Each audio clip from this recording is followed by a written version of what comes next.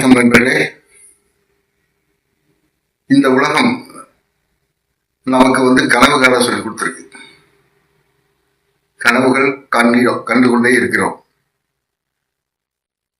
யாரோ ஒருத்தர்கள் ஆடுவதையும் பாடுவதையும் வாழ்வதையும் கஷ்டப்படுறதையும் சண்டை போடுறதையும் போர் செய்வதையும் பார்த்துக்கிட்டே இருப்போம்.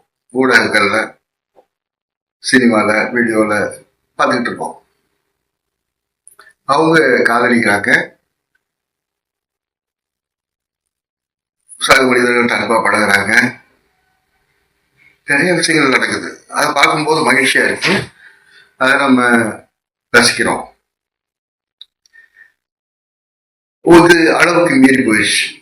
24 மணி நேரமும் அவங்க ஊர் சுத்துறதையும் உலகத்தை சுத்தி பார்க்கறதையும் அட்வென்ச்சர்ஸ் பண்றதையும்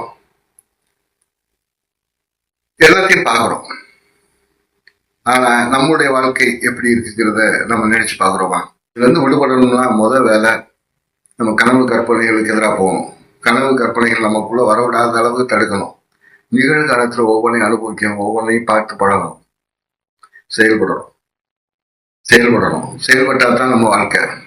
ஒவ்வொன்றும் செயல்லாம் நம்ம போய் பெருசா ஒன்றும் பண்ண தேவையில்லை. எளிமையா அருமையா வாழ்றதுக்கு இந்த உலகத்துல நிறைய வழிகள் இருக்கு. செஞ்சு பாருங்க. நீங்க உங்களை கவனிச்சு பாருங்க.